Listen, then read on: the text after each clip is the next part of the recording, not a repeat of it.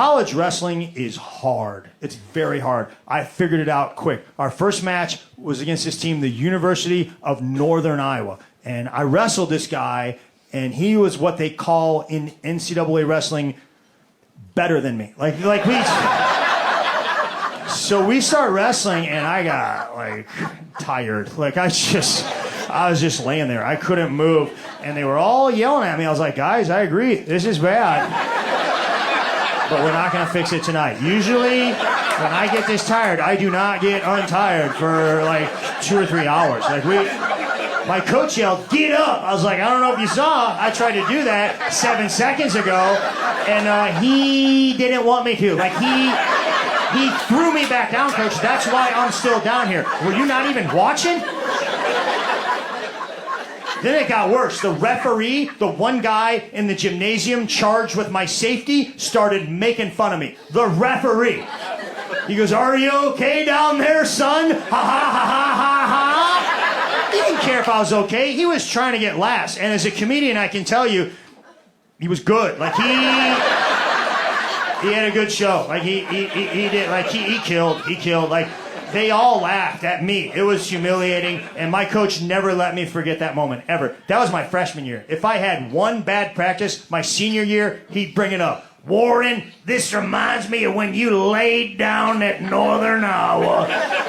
Technically, I was forced down, coach. Laid down! Even if I had a good practice, "Warren, you got after today. Good job. Blunder, you're an embarrassment. You remind me of when Warren laid down at Northern Iowa." Hotels are getting futuristic. A lot of hotels, when I stay at, now when you take a shower, they have half a glass. So it's open. So the water gets on the floor. Because that's the future. They want water on the floor. And I'm old and dumb. We really try to keep the water inside the tub. It was a pretty big deal. But now, they want the floors wet. That's what they want. They want to do no glass, but I'm still alive, so they're like, all right, do half a glass. Once that guy's gone, we'll do no glass. Floors are wet, drains off the balcony. Vanderbilt went to their first bowl game in football in 20 years, in 2008. And so we all go to it. We're very excited. It's at Tennessee Titans Stadium. So me and a bunch of buddies get together. We go tailgate. We get cornhole, a grill. We're going all out. And my ticket was at will call. So I was like, look, I got to go get my ticket. I'll be right back. So I go get my ticket. And before the lady gives it to me, she ripped it, which means you have to go in. And it was, a full 3 hours before the game starts. I was like, I don't want to go in yet, And she's like, you have to go.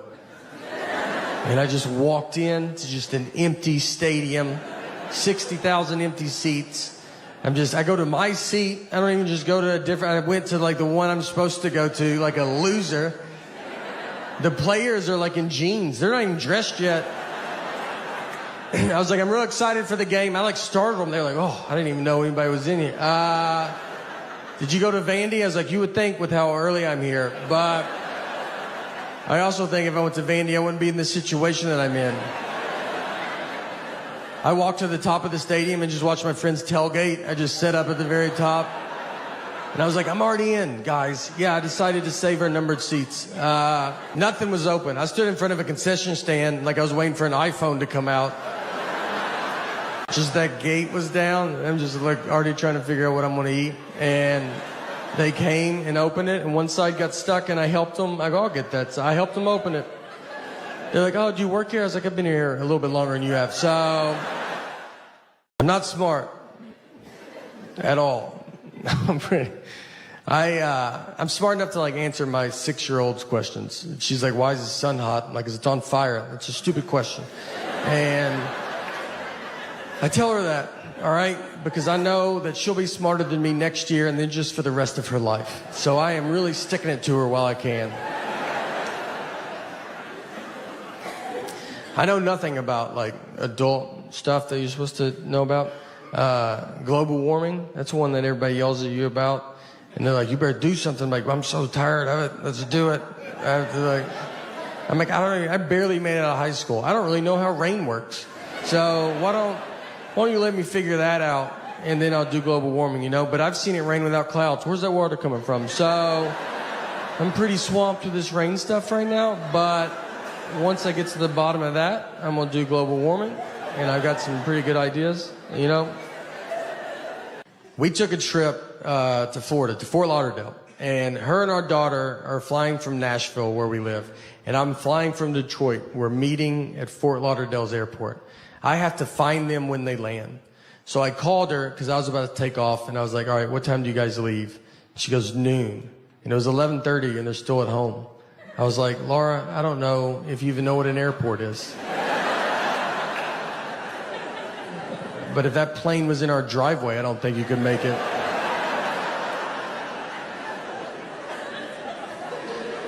And she said, that's what time we leave for the airport. Our flight's not till 1:30. And I was like, all right. So what do you think I wanted to know when I asked that?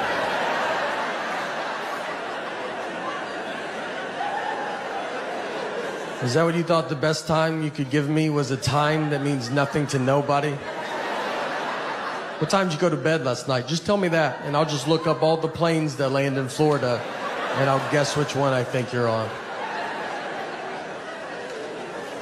She said, I'm sorry I don't talk the way you want me to talk. I'm like, I want you to talk like a regular person, all right?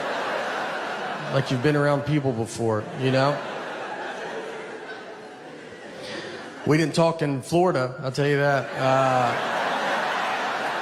Our daughter is in 3rd grade, and for 1st grade, she started taking the bus. And it was the first time she ever took the bus. So if you know as a parent, you walk them to the bus stop, it's very fun. And so we got her on the bus. She went to school. At the end of the school day, someone from the school called my cell phone. They have my wife's cell phone, they have my cell phone. They called my cell phone, and she said, hey, do you know what bus number your daughter's supposed to be on? And I said, I'm her dad. As in, are you crazy? I was like, this is how you thought you would get this information, was to call the dad? You saw a mom and dad's cell phone. You go, I bet the dad knows. I was like, do you have parents? Have you ever seen a family before? You thought, let's call the husband? Unless there's 2 husbands, you should never call a husband a day in your life. I would rather you ask a lady that doesn't know her. I think she could get to the bottom of it quicker than I can.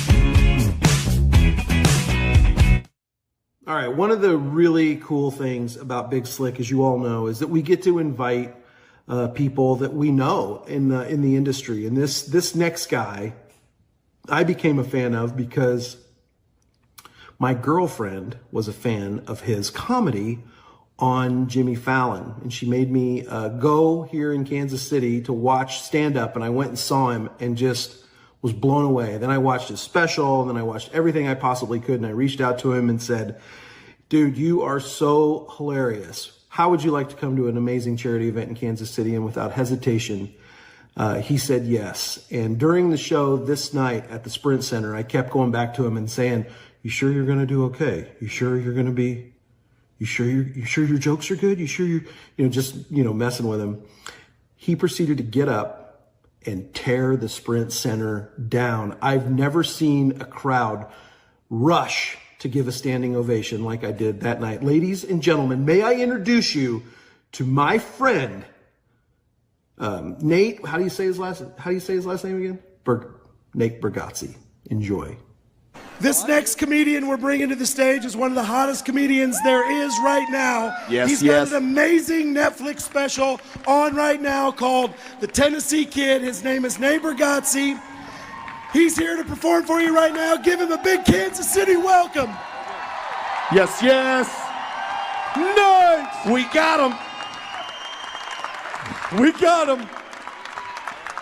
All right. Thank you. I'm going to put this energy pretty late in the show. This is what my energy is. Dustin? Look, thank you for having me here. This is very exciting. Got to play some sports, softball. Struck out, but, it's just a pretty big yellow ball. And I like to play, I play a lot of sports. I like to golf. And recently I was golfing, and I got done, and I was very hot and gross. So I wanted to change my shirt before I drove. So I'm standing in the trunk of my car in the parking lot. I take my shirt off, and this old man walks up, and he goes, "Olivia?"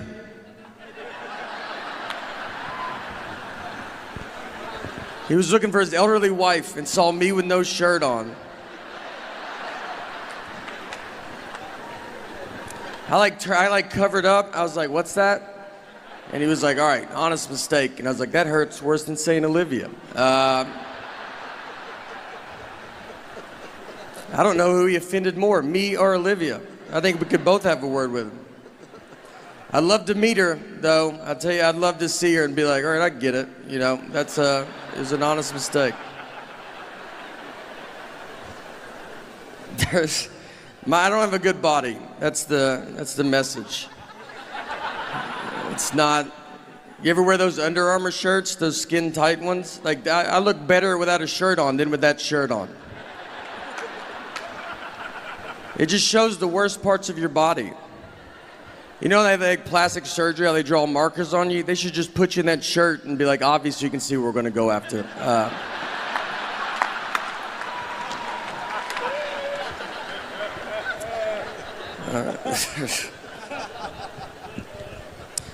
We did play softball. I did do some sports growing up. I played baseball, and when I was 13, I was playing baseball. One time I was up to bat, and I got walked. So I take my base, I get to first base, and I turned around, and the catcher was still standing there, and he was holding the ball. He's like staring at me, like he was daring me to run. And I was like, "All right, dude, I'm gonna go." So I ran, he threw it, over through second base, ball goes in the outfield. I run to third base, the outfield grabs the ball, they overthrow third base. My third base coach is telling me to go home. This is about to be an inside the park home run off a walk. I won't be on Sports Center. This is the biggest play that's ever happened in baseball. I slide, there's a play at the plate, and the umpire then tells us that it was only ball 3.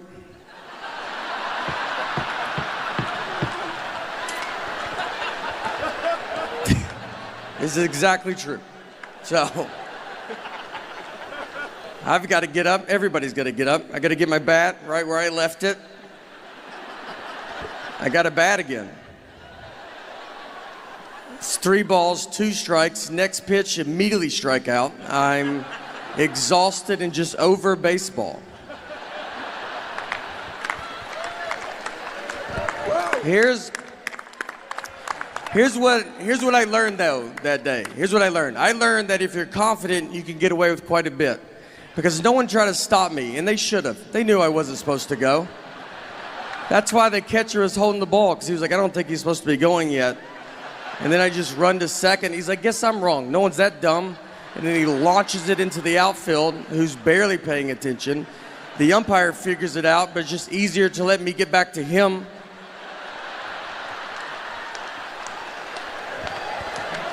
No one ever told the parents either. No one ever explained it to them. And they were cheering pretty hard. It's a pretty exciting play to watch. And they just see me slide into home and just stand up and bat again. Like that's just a rule in baseball.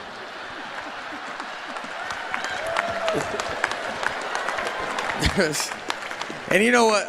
What's funny too, the year before, I got a legit triple off a walk.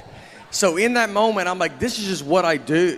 Like I was like, don't walk me. Like this is my thing, all right?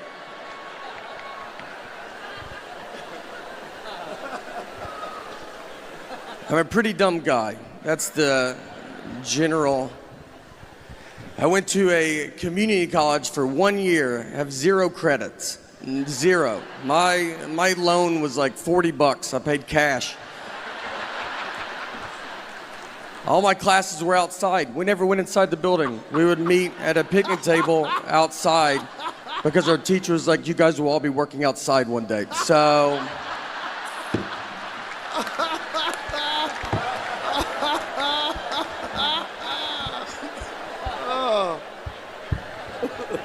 I've like thought about like if I could time travel, if I could go back in time knowing everything I know now, I don't think you would even hear about it. I think I would just get stuck. I don't know anything. Like I don't think I could. I think if I went back, I don't think I could prove I'm from the future. Like who's the next president? I'm like just name someone and I'll tell you if I've heard of them or not. But I have no idea.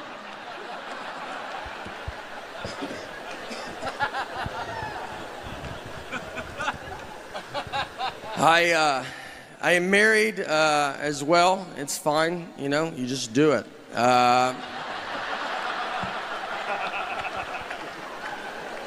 This is what marriage is. It's just one guy talking and the other's like, I'm gonna get out of here. This is not. My wife, one time we were out on the lake with some of our friends and we were floating around in the water and there was a guy in a boat right next to us, and my wife was like, oh, that's my ex-boyfriend in that boat. I didn't know who he was. She didn't have to say anything at all. She was just basically like, are you having fun? Because I would like to put a stop to that, and...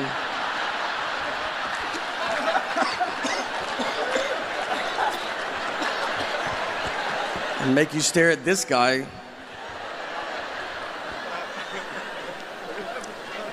So I was staring at him, and then I looked at her, and she was staring at him, and I felt like she was staring at him to see what her life would be like if she didn't marry me. So I started staring at him to see what my life would be like if I didn't marry her. I mean, we were putting so much pressure on this guy, and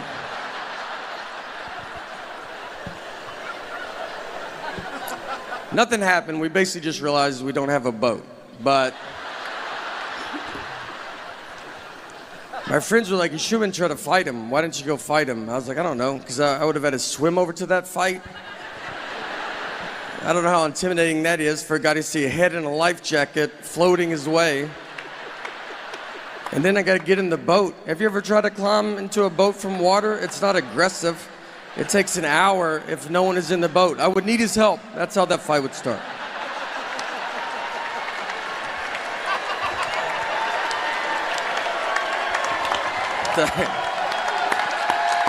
Oh, thank you. Is this, all right.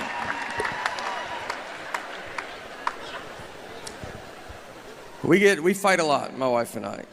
She'll just if we get in a fight, she'll give me the silent treatment. And the silent treatment is very common. Everybody knows what it is. And I think you're just born knowing it. I don't think you're taught it. You know, it's just like something that's inside of you. Here's what made me realize that. I was rewatching the movie Sixth Sense. And look, I'm not trying to do a 6-inch joke. This is a 20-year-old movie. I mean, look how old he is now, Haley Joel Osment. It's that many years ago. That's the baby. It's 20 years old. I also have to spoil it for you, but again, it's 20 years old. So if you haven't seen it by now, then I don't know what to tell you. But think about when you saw this movie for the first time. None of us knew he was dead too, by the way, just so you know. And if you haven't seen it, like, that's a pretty big part of it. But for those that have, think about when you saw this movie for the first time, none of us knew he was dead. That was the biggest surprise we've ever seen in a movie. We just thought his wife wasn't talking to him for like a year. That made more sense to us than him possibly being dead.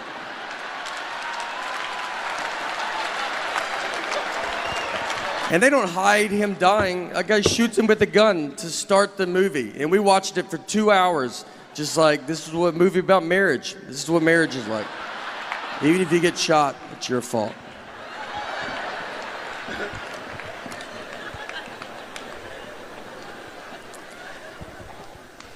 We have a daughter as well, and when my daughter was to be born, I'm from Nashville, and when she was to be born, we were living in New York, but she was not born in New York. We flew home. She was born in Tennessee. I don't need her growing up thinking she's better than me. So I was like, you start where we start, all right? No one gets a leg up in this family.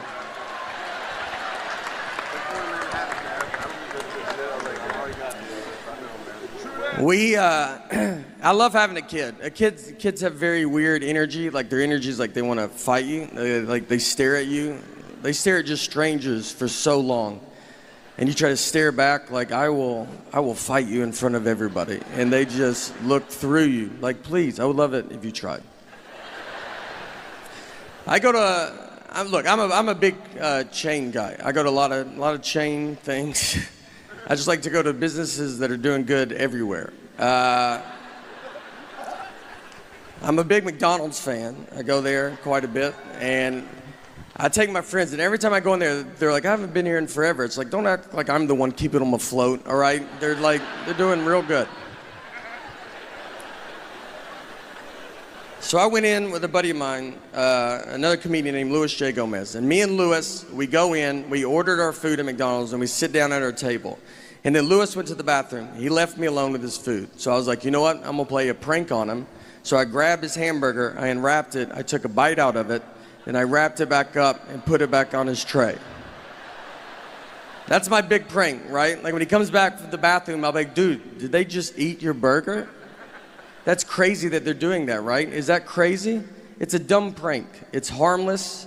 It should never leave the table.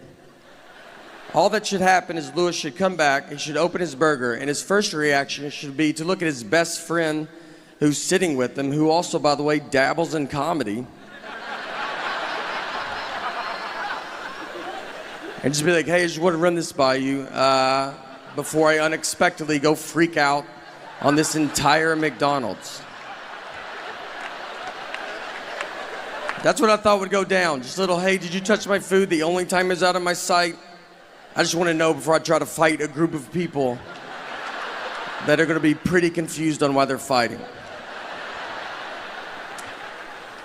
But instead, I got to learn I'm friends with a lunatic and a guy comfortable fighting McDonald's employees because he opened his burger and could not have ignored me quicker. He looked at them so fast, almost like he expected them to do it, like it's happened before. And he's like, again with this. I will fight all of you till I find out who ate my burger. And he gets up, he starts walking towards them. I can't believe it's working. We have gotten so much farther than I'm prepared to get. So I just grabbed him. I go, dude, I ate it. Like, why would you not look at me once to see if I did this?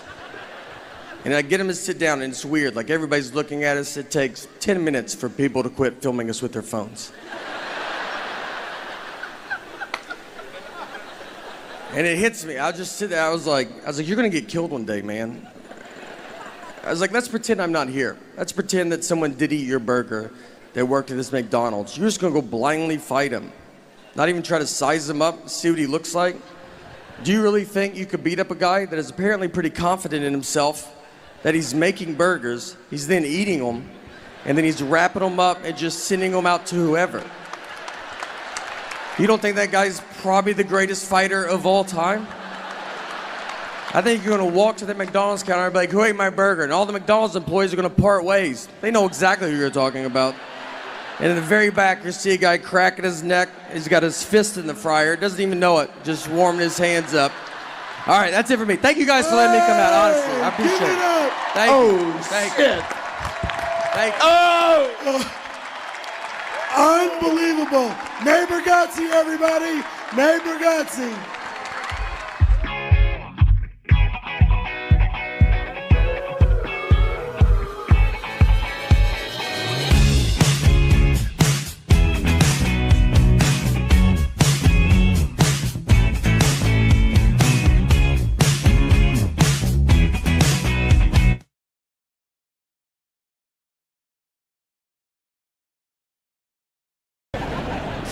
And everything's wet. So, everything's wet. Oh, hold on. Wait. We're like trying, I know, it's all right. I know, y'all should apologize for y'all's fly. Those Houston flies, you know how they are. Always want the spotlight. And I thought flies don't live long, and they live so long. Thank you.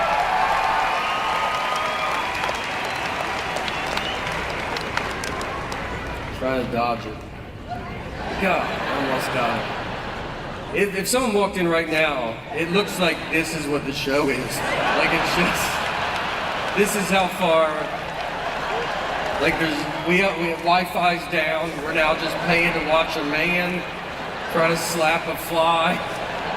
And you're like, a lot of people show up. It's pretty fun, you know, like it goes.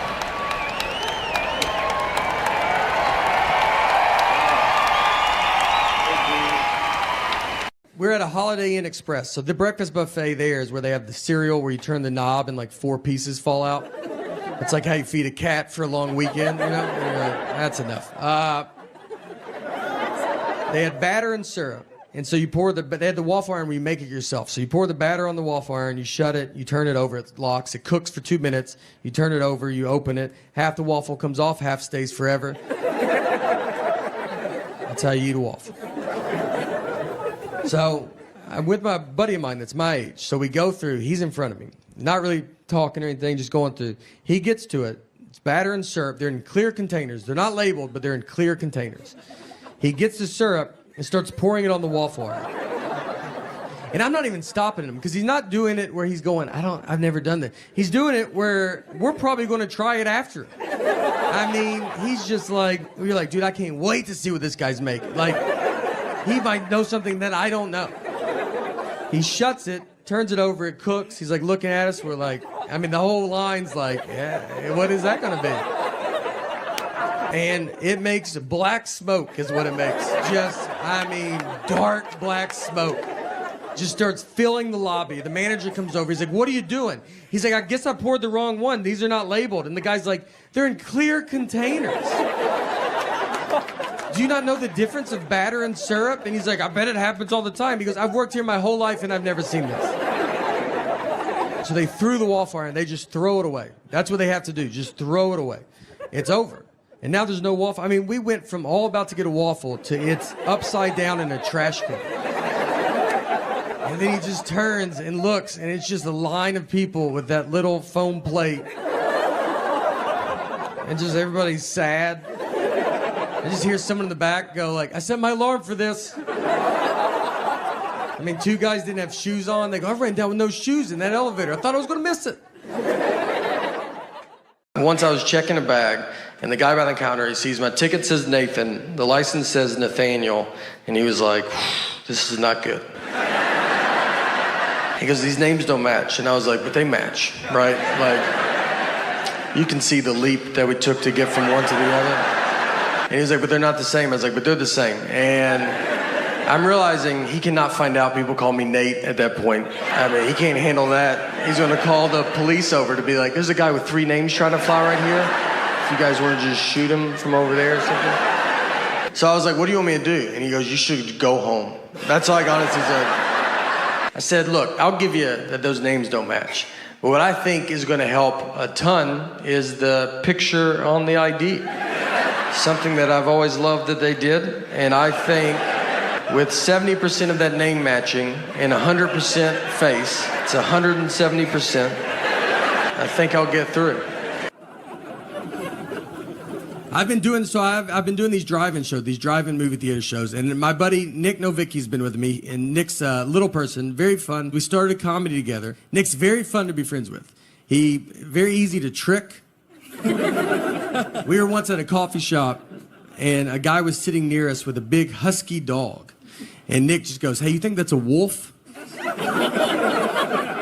And I just said, "Yeah, I do think it's a wolf." They just passed a law that if you can catch a wolf, you can have it as a pet.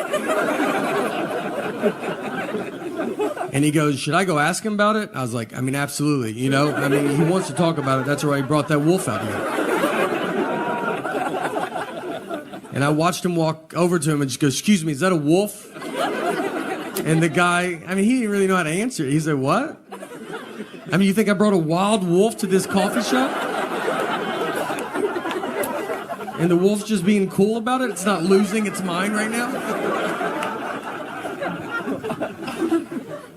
When we were doing these driving shows, we were all on a bus together. I convinced Nick that I didn't know who Nancy Kerrigan and Tanya Harding were. Nick is learning this, that I do know who they are. He's learning right now with you. I never told him. I absolutely know who they are.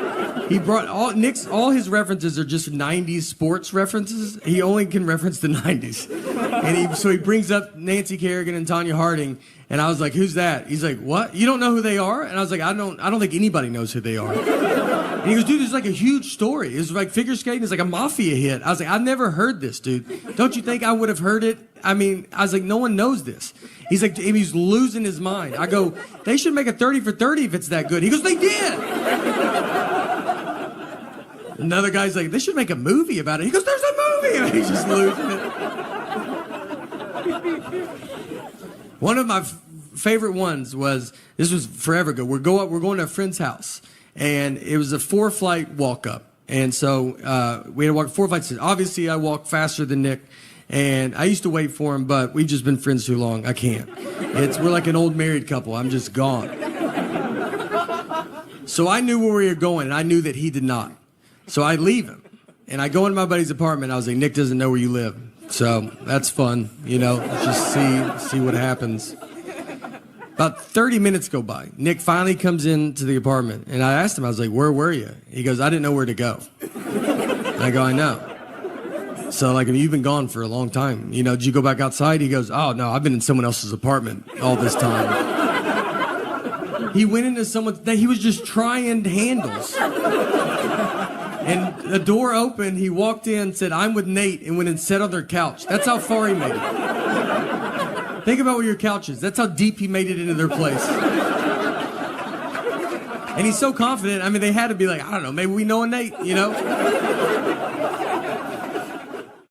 When you've been in a fight and you're like, all right, how long is this fight? Is it happening still?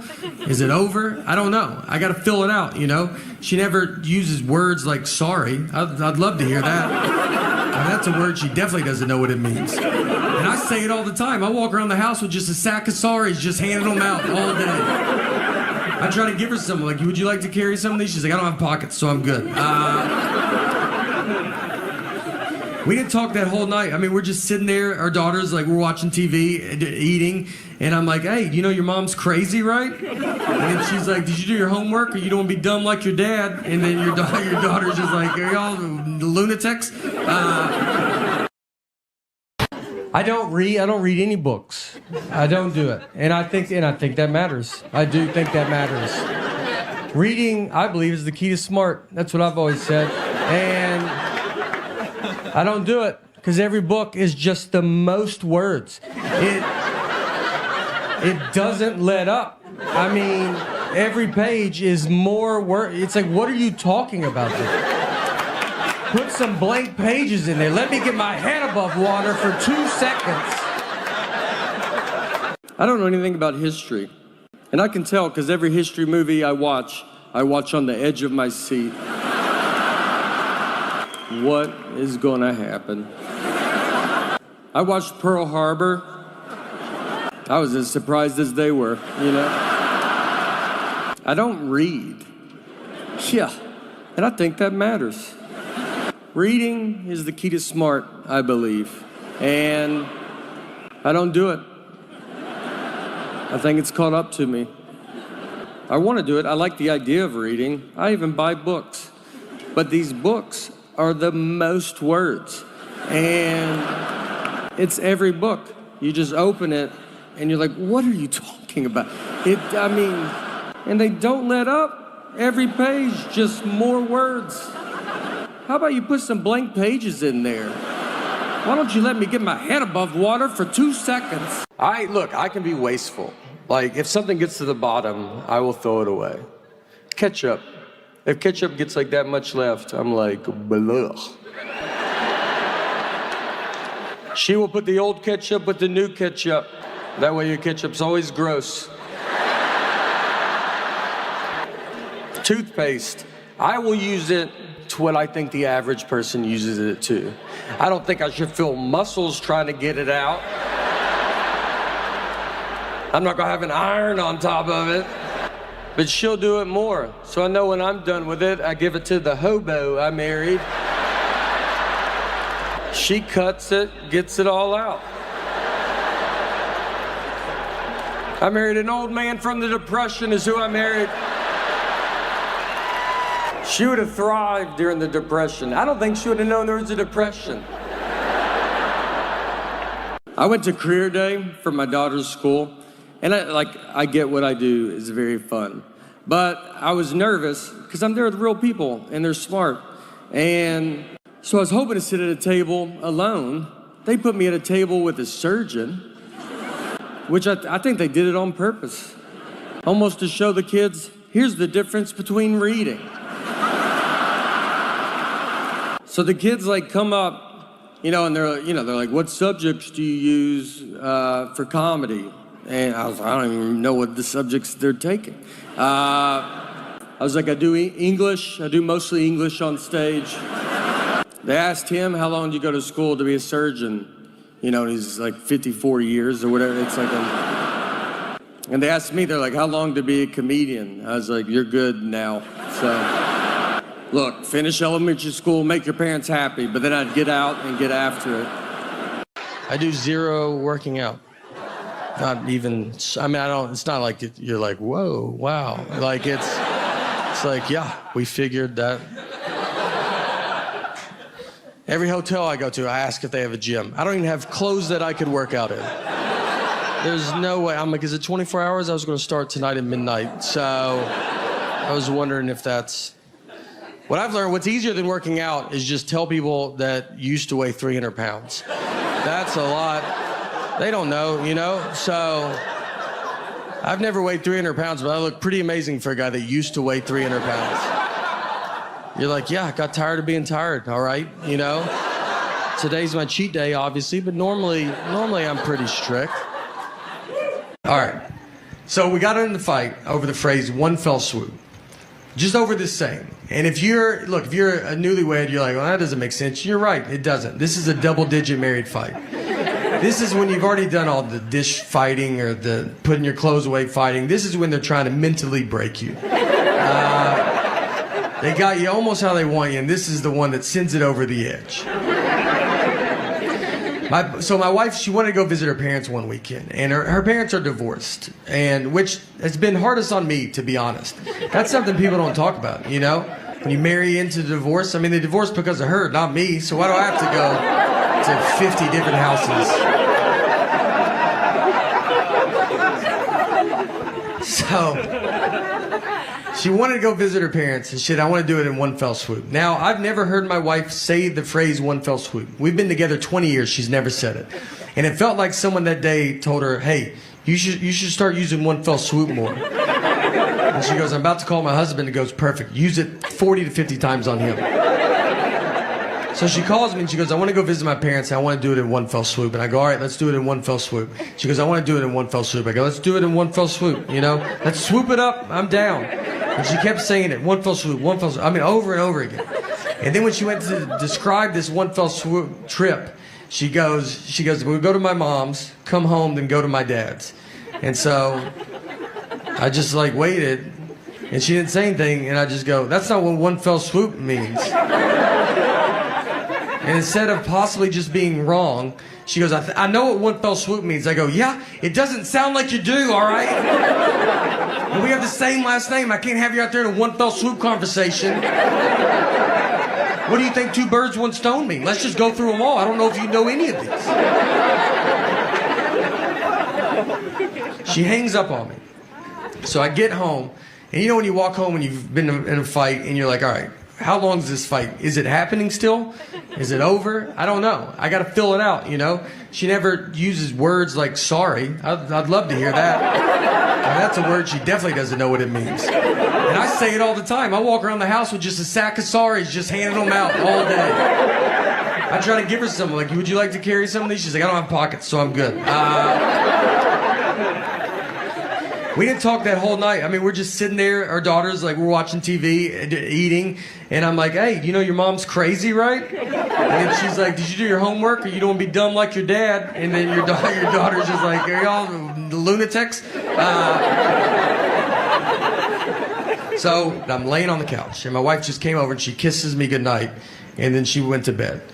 And that was it, you know? That was like, I felt like it was her sorry, I guess. But she didn't say it.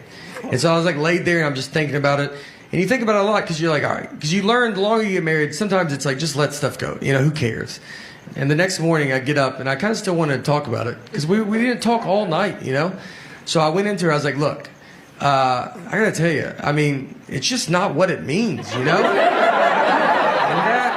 that got it going real good. But I felt so good about this argument, you know? I thought about it all night. I was like, you got this one in the bag, man. You should bring it back up. I'm not trying to date her anymore. I like to win a fight. We're going to die together.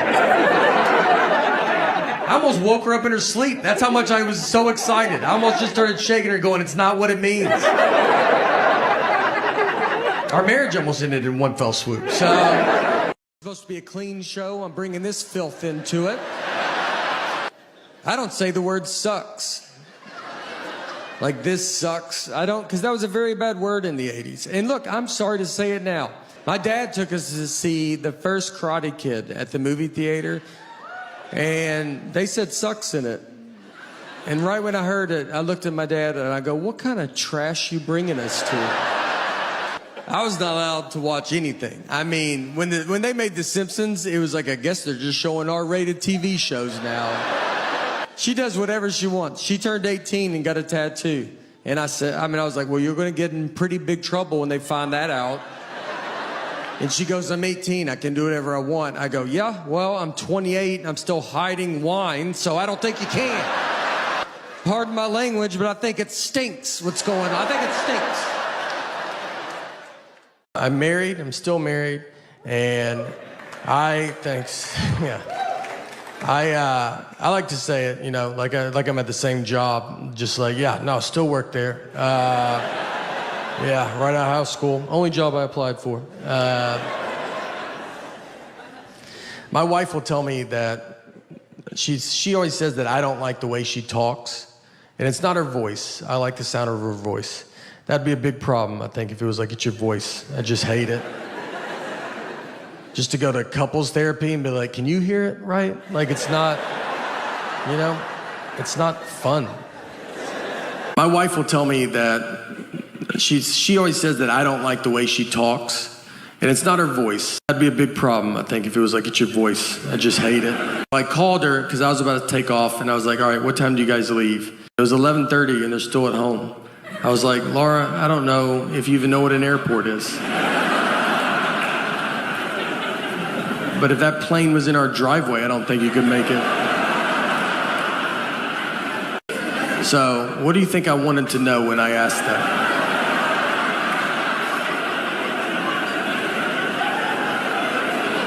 Is that what you thought the best time you could give me was a time that means nothing to nobody? My daughter still sleeps in our bed, too. And parents don't like that when you say it.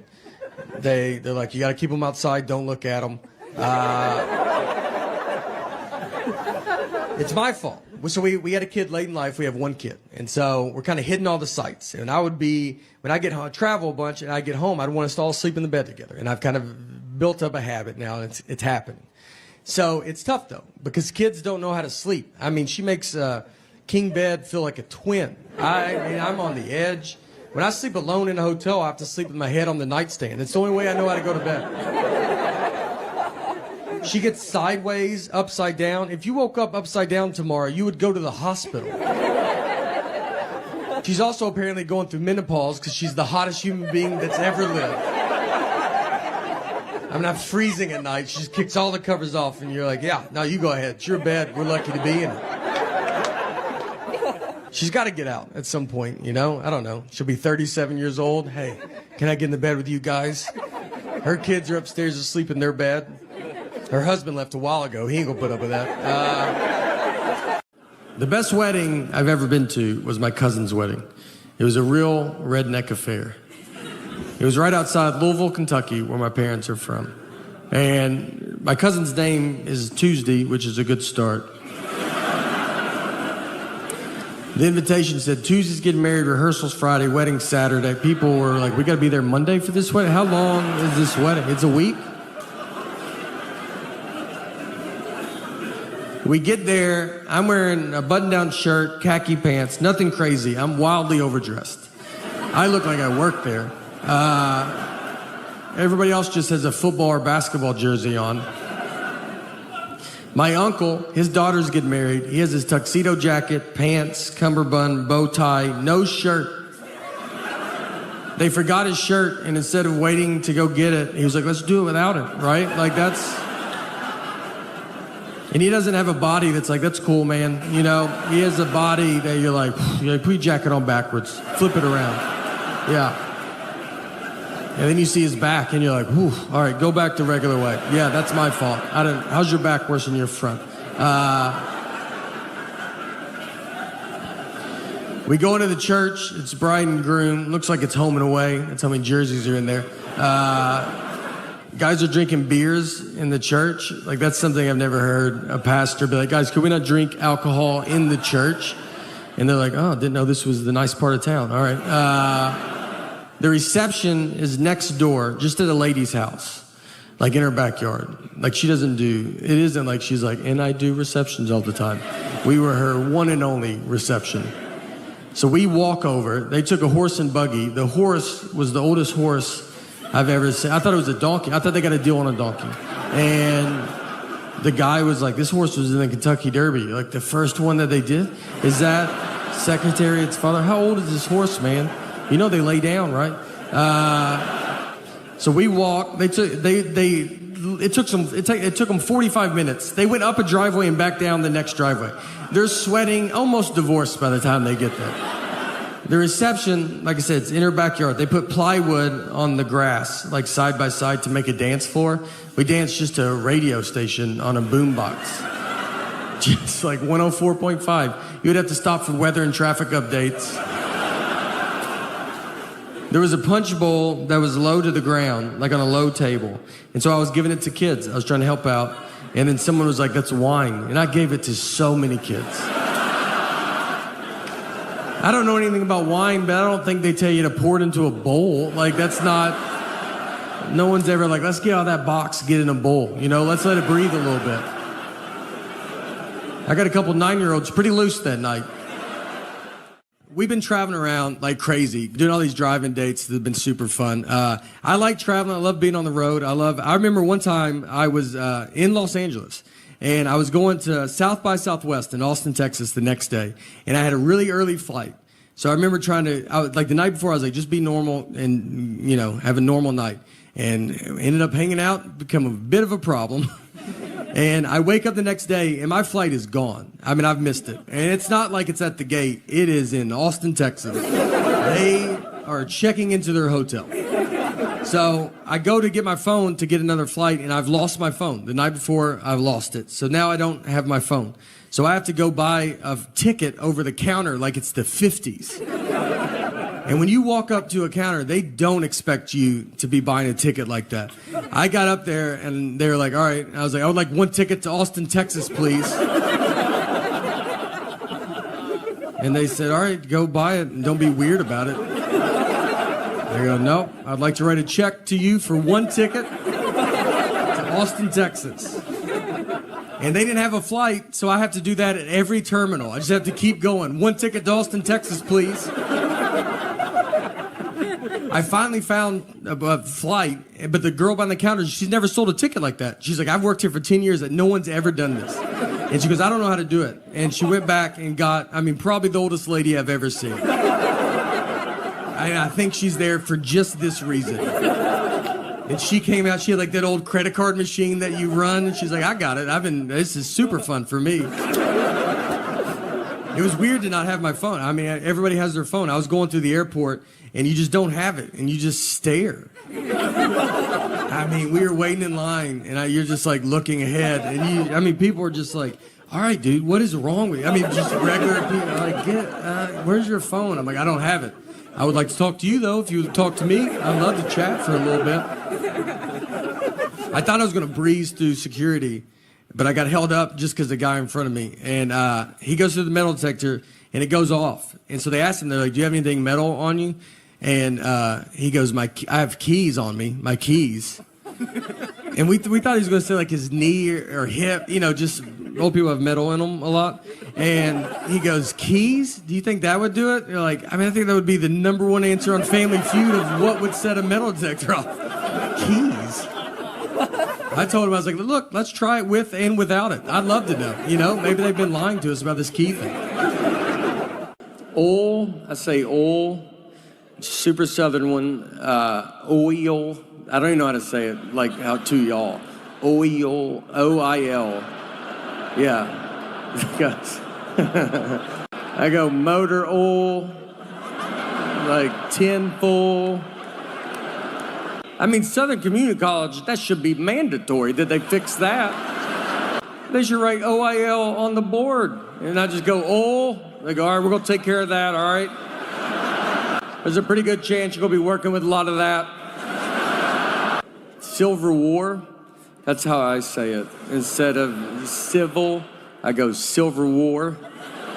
Because, you know, look, that might be on me, all right? I'm not... I tell you, I don't even know anything about the Silver War. Marriage fights are great because they're all very dumb. I would say 90% of them are dumb. 10% the cops show up. But we got in a fight once over chocolate milk. We didn't talk for 24 hours. What happened is I brought chocolate milk home, and she was like, why did you bring it home? And I was like, you're supposed to drink it after you work out. And she was like, that's not true. And I was like, well, there's a commercial on TV that probably looked into it more than you did. So I decided to listen to them. And she said, that's just the milk people pushing chocolate milk. And I was like, you don't even know what that statement means. You don't know if there's milk people. And I think chocolate milk's doing fine. I don't think they're sitting on barrels of it.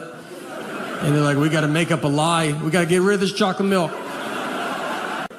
She went to college, all right, and I did not. But she did not study chocolate milk. When is it good and not good for you? To be fair to her, though, I do not work out. So, you know, but I was probably going to start, and I needed to get all this stuff there. Do you ever get in those fights, like you'll be at home, like by you and your spouse, and you guys are not talking to each other, and you're in the house together, no kids, the house is quiet, and you just stay on opposite ends, and then you pass each other in the hallway? That's like the funniest part of it, because you don't live in a mansion, you have one hallway. And you just didn't time it out right, and you just have to walk by each other like strangers. You're like, oh, excuse me, sorry, yeah, no, go ahead. She'll be watching TV, I'm like, ma'am, are you watching this? I couldn't tell, I was gonna change it if you weren't watching it. We're just not good. Guys are not good at marriage, all right? It's not our fault. We weren't prepared for it like women are. Your whole life is built just preparation for marriage. Look at every toy you played with. When you're a baby, they give you a baby doll. So they give you a baby when you're a baby. You don't even know you're alive yet, and they're like, look, I would probably start figuring this out. Like, this is where it's going. Then they give you Barbie and Ken. They live in a little house together, and that is where you learn how to make drama. You get... Then you would play house, like you would like fake vacuum, just fake vacuum with your friends. That was awesome. And it's weird because like when I see my wife vacuum now, I'm like, she is living her childhood dream. She's made it. As a guy, we don't have any of that. What do we play fort? You got to keep everybody out of where you are, especially girls. The only toys we had were Transformers and Ninja Turtles. Those are not even real things. None of them had wives. They weren't married. I never played with my Ninja Turtles, and I had them going to fight Shredder. And then Michelangelo was like, hey, can y'all give me 2 seconds? My wife just showed up, and she looks furious about something. What do you want from me? And she's like, what are y'all doing? What's that April skank doing here? You're like, listen. She's a reporter. I got in trouble with my wife because, like, on her last birthday, I got her an oven.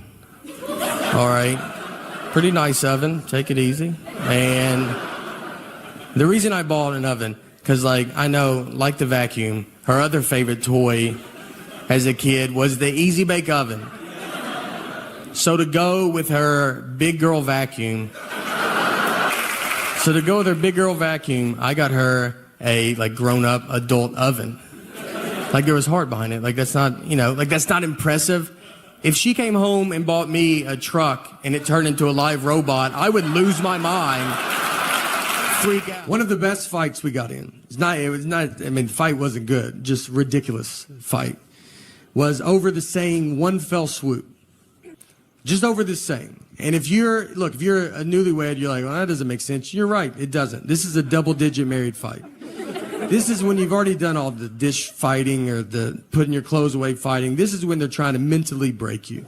They got you almost how they want you, and this is the one that sends it over the edge. So my wife, she wanted to go visit her parents one weekend, and her parents are divorced, and which has been hardest on me, to be honest. That's something people don't talk about, When you marry into divorce, they divorced because of her, not me, so why do I have to go to 50 different houses?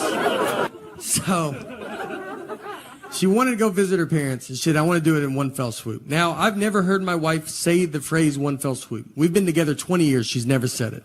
And it felt like someone that day told her, hey, you should start using one fell swoop more. And she goes, I'm about to call my husband. And goes, perfect. Use it 40 to 50 times on him.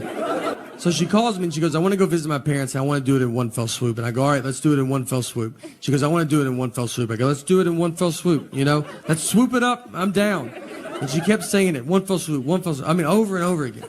And then when she went to describe this one fell swoop trip, she goes, we'll go to my mom's, come home, then go to my dad's. And so I just waited, and she didn't say anything, and I just go, that's not what one fell swoop means. And instead of possibly just being wrong, she goes, I know what one fell swoop means. I go, yeah, it doesn't sound like you do, all right? And we have the same last name. I can't have you out there in a one fell swoop conversation. What do you think two birds, one stone mean? Let's just go through them all. I don't know if you know any of these. She hangs up on me. So I get home, and when you walk home and you've been in a fight, and you're like, all right, how long is this fight? Is it happening still? Is it over? I don't know. I got to fill it out, She never uses words like sorry. I'd love to hear that. That's a word she definitely doesn't know what it means. And I say it all the time. I walk around the house with just a sack of sorries, just handing them out all day. I try to give her some, would you like to carry some of these? She's like, I don't have pockets, so I'm good. We didn't talk that whole night. We're just sitting there, our daughters, we're watching TV, eating, and I'm like, hey, your mom's crazy, right? And she's like, did you do your homework, or you don't want to be dumb like your dad? And then your daughter's just like, are y'all lunatics? So I'm laying on the couch, and my wife just came over, and she kisses me goodnight, and then she went to bed. And that was it. That was I felt like it was her sorry, I guess. But she didn't say it. And so I was laid there, and I'm just thinking about it. And you think about it a lot because you're all right. Because you learn the longer you get married, sometimes it's just let stuff go. Who cares? And the next morning I get up, and I kind of still wanted to talk about it because we didn't talk all night, So I went into her, I was like, look, I got to tell you, it's just not what it means, And that got it going real good. But I felt so good about this argument, I thought about it all night. I was like, you got this one in the bag, man. You should bring it back up. I'm not trying to date her anymore. I'd like to win a fight. We're going to die together. I almost woke her up in her sleep. That's how much I was so excited. I almost just started shaking her going, it's not what it means. Our marriage almost ended in one fell swoop. So she runs everything because she knows everything. I don't know any stuff. I don't know how much money we have. Could not even ballpark it. I don't even know where it's at. And I don't even know how to get it if I had to get it. What bank we go to? I don't know. I can't get robbed because, if some guy's like, let's go to the ATM, it's well, I guess we gotta wait for my wife to get here. She can't leave me because I wouldn't know how to get stuff, she can't even die. If she starts dying, I'll die so much faster than her because I don't know what to do. I don't have to call her mom and be like, hey, did she ever bring up bank stuff to you at all? Did you ever talk about that? Or what did she do for a living? Do you know? What was her deal? Me and my wife fight a lot, normal, normal fighting. It's easy to fight when you're married, I think. Marriage and prison are the two easiest places to start to fight. Everybody's really tense and on edge. No one remembers why they got there. My wife will get mad when I hang out with my buddies. She's always like, oh, you always have so much fun with your friends. You always laugh with them a lot. You never laugh that much with me. It's yeah, I hang out with professional comedians. it's a pretty good time, you know? Like, they make jokes, new jokes every day. She doesn't make jokes ever. She makes a lot of lists. She does do lists, though. Last year, my dad he's doing a show. He does these magic shows in prisons. And during the show, one of the inmates just stands up and says, "I know your son," which is probably not the best place as a father to hear that. Just like, "I know your boy. He keeps his mouth shut. He's good people." So my dad, he goes, "Hey," he's like, "All right." He goes, "How do you know my son?" And he was one of the guys that carried me up those stairs that day. I was 12 years old, and we've never known who carried me up those stairs. And then his brother saw me on the Tonight Show and was like, "That's that kid that we carried up those stairs that day." So it's pretty crazy. And so since then, I've been actually bringing him out to shows, and I'm going to bring him out tonight. And no, he's not here. He's in prison. But yeah. Sorry. Yeah. Trust me. Look, he would love to be here. Trust me. I mean, yeah, he'd kill to be here, to be honest. But I like to drink iced coffee with milk. And I told a story. I went into a Starbucks inside a Target. I ordered iced coffee with milk, and the guy gave me milk with ice in it. I did not want milk with ice. I wanted iced coffee with milk, and he heard milk with ice. I have learned that a lot of people do drink milk with ice. People send me pictures all the time of adults just drinking milk with ice, and they stay in the Starbucks. They don't even like run to their car like, "This is so embarrassing, I gotta stop doing it." Like, they do it openly. My wife puts ice in our daughter's milk, and I was like, "Oh, you do that because of my joke?" And she's not a big fan of my comedy, so she was like, "I haven't seen it." I was like, "We have Netflix, you know?" And she's like, "I don't think we do." I was like, I know we do. And she was like, "I'm just so busy right now." I went to career day for my daughter's school, and I get what I do is very fun. But I was nervous because I'm there with real people, and they're smart. So I was hoping to sit at a table alone. They put me at a table with a surgeon, which I think they did it on purpose. Almost to show the kids, here's the difference between reading. So the kids like come up, you know, and they're like, "What subjects do you use for comedy?" And I don't even know what the subjects they're taking. I was like, "I do English. I do mostly English on stage." They asked him, "How long do you go to school to be a surgeon?" You know, and he's like 54 years or whatever. It's like and they asked me, they're like, "How long to be a comedian?" I was like, "You're good now." So I just want to buy stuff and her not know I bought it. And that's so hard. I think if I knew the name of my bank, I could do it. But I gotta go through her to get that information. I poke around. I'm like, if I had a bank, what bank do you think I would go to?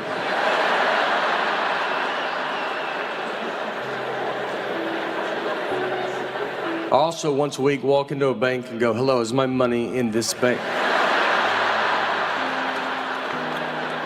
I was in San Francisco, and I bet there's a bunch of fun coffee places, and I live in my dumb world that I just want this one little drink. So I go into a Starbucks, and I get to the front, and I was like, "I'll take an iced coffee with cream." She goes, "With cream?" I go, "With cream." And then she goes, "Iced coffee with cream?" I go, "Iced coffee with cream." She goes, "With cream?" I go, "With cream." And she said it one more time. She said, "So iced coffee with cream?" And at that point, I should have said, "What's going on right now? Where are you at in your head?" Because I feel like we're in two different places. But I was nervous, and there was people behind me, and I was like, "Cream or no cream? Honestly, I'll give you $20 if you let me leave right now. I cannot, this is the most I can talk about this. I don't even know what's happening anymore." So I paid. I go stand in line, you know, where you gotta wait for your drink. There's like 5 of us waiting for our drinks. So she puts the iced coffee up there first, no cream, and I was like, whatever. I'll just do it myself, you know? Like, I don't like doing it myself, but I was like, all right, I'll just do it. So before I could get it, she's walked back with a can of whipped cream, and she's shaking it. And I'm just looking at it, like thinking that's someone else's. I'm like, someone's getting whipped cream. That's fun. One of you guys are getting whipped cream? And I look down, and she starts spraying the whipped cream on top of my iced coffee. She just yells out, iced coffee, whipped cream, yells it out. The other 4 people, they turn their back, like they don't want you to accidentally think that's what they ordered. And I'm just left alone, like, that's what you thought I said over there? You don't think I would have said iced coffee with whipped cream? You think I'm just some nut job? That's like, I've had too many problems in this Starbucks, so I'm only going to use the words that I want and no other words. Iced coffee, whipped cream cup. And they didn't have a top for it, so whipped cream, it doesn't sink and become less embarrassing. It moves. It's like a buoy in an ocean that everybody sees. And I'm just walking through the crowd like, this is my favorite drink. I don't know if you guys drink this at all. Does anybody? Nobody does this? I'm surprised. And I walked outside and threw it away and tried again at a different Starbucks.